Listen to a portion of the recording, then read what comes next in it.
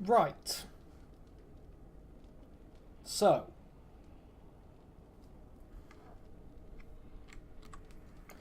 Minoran's got a cracked skull from somewhere that I missed for some reason.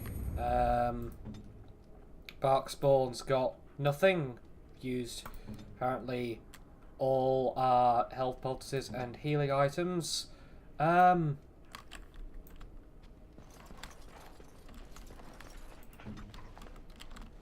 that way I am outnumbered by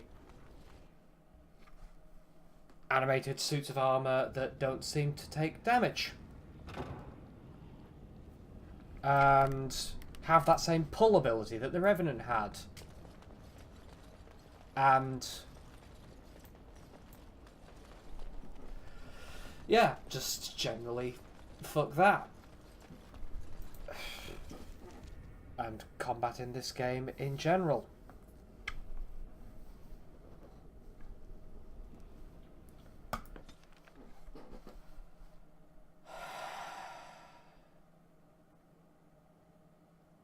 I don't understand. You look like a woman. I also want to understand about that. You are a Grey Warden, so it follows that you can't be a woman. No, it doesn't. That doesn't make any sense. So you understand my confusion, then? No. Why can't I be a woman? Women are priests, artisans, shopkeepers, or farmers. They don't fight.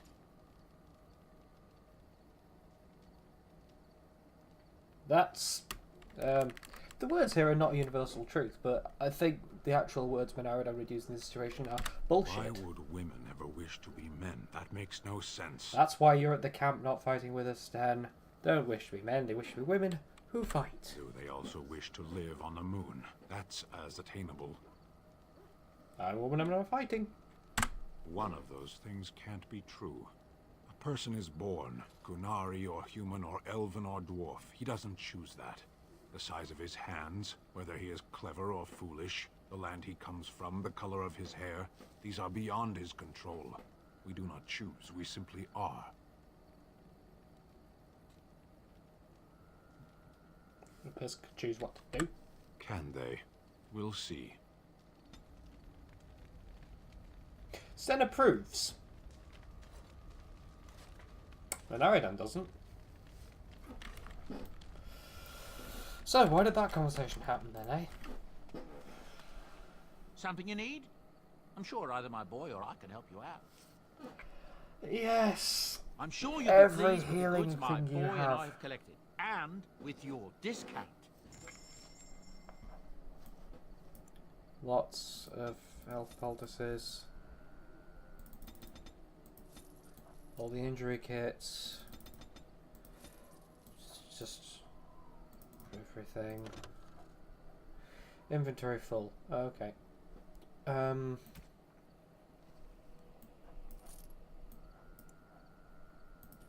all that. Didn't run it bolts. Bows. Them.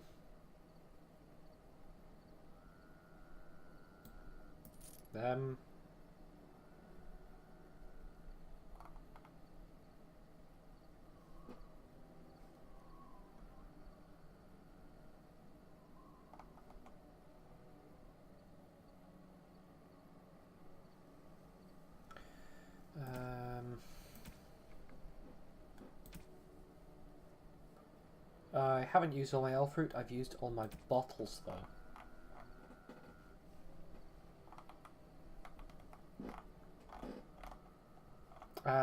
They don't appear to have any more. Okay.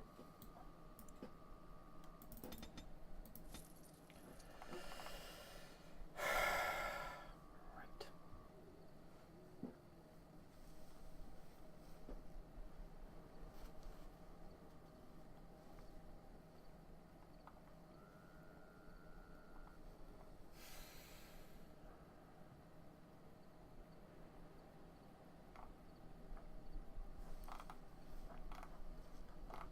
That's King Marik's shield.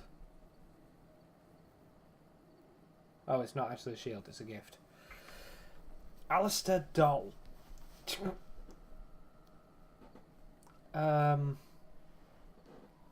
Okay. Pet rock. What am I looking at? They have flask, you say. Was I looking for bottle? Flask. They have lots of flask. Okay, how many elf fruit do I have? I only have 3. And they don't have any elf fruit, so I'll just buy 3.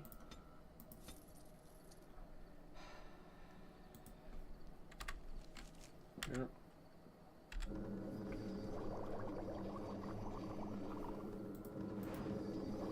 Why did I only have 2 flasks? I literally just asked to buy 3. If there's anything I can do for you, please, please tell me. I'm sure you'll be pleased with the goods my boy and I have collected, and with your discount.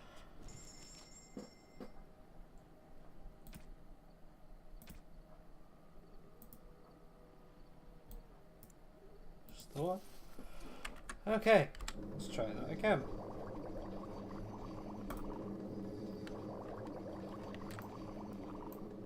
Right.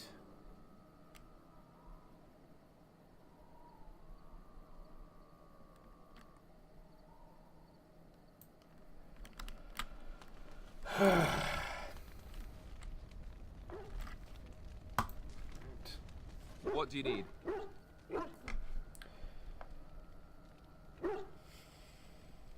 Just Ask away.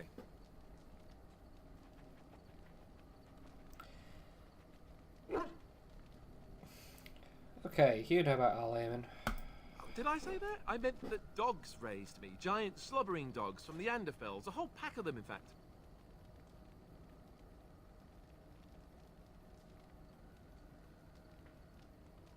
That's not what you told Plymouth. Well, if you're going to go and pay attention to the facts, then fine. Let's see, how do I explain this? I'm a bastard. And before you make any smart comments, I mean the fatherless kind. My mother was a serving girl in Redcliffe Castle who died when I was very young. Al Eamon wasn't my father, but he took me in anyhow and put a roof over my head. That roof being a castle. And he didn't have to be. I respect the man, and I don't blame him anymore for sending me off to the Chantry once I was old enough. Why did he? Al Eamon eventually married a young woman from Orlais, which caused all sorts Yeah, of we've met problems her. between him and the king because it was so soon after the war. But he loved her. Anyhow, then you, Arlessa, resented the rumors which pegged me as his bastard. They weren't true, but of course they existed. The Arl didn't care, but she did. So off I was packed to the nearest monastery at age 10. Just as well. The Arlessa made sure the castle wasn't a home to me by that point. She despised me. Well.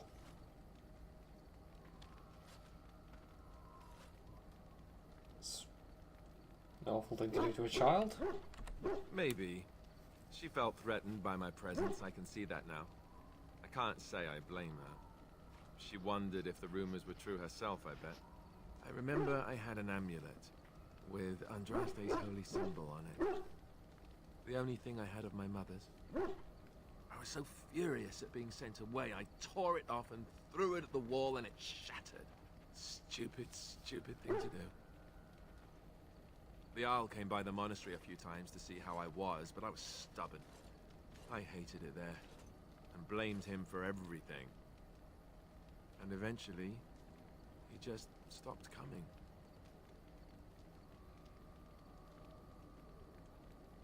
You sure he's not your father? Yes, I'm quite sure. At any rate, I don't look anything like him. You'll see for yourself. Not that it stopped the rumors any. All I know is that the Arl is a good man, and well loved by the people. He also was King Caelan's uncle, so he has a personal motivation to see Loghain pay for what he did. Anyway, that's really all there is to the story. Okay.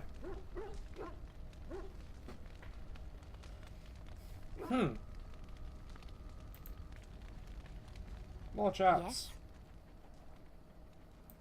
Well, Chat. here I am. You're a travelling minstrel. Do you have tales to share? Of course I do. I love stories far too much to keep them to myself. Everyone should be able to benefit from them, I think.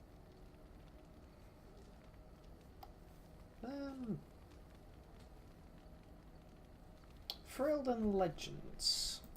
I know one, told to me by my mother a long time ago. It always chilled me to the bone. Maybe you have heard of Flemeth? Flemeth. Morrigan's mother was called Flemeth. Are you sure? Was she the Flemeth of legend? Flemeth, the devourer of men? Flemeth, mother of witches? Flemeth, demon-touched, who dwells in the mists? She didn't introduce herself as such. Ferelden mothers scare their daughters with talk of Flemeth. They say that if you're bad, Flemeth will spirit you away and bind you to her forever. They also say that Flemeth mourns her lost beauty and will steal yours through your looking glass if she catches you.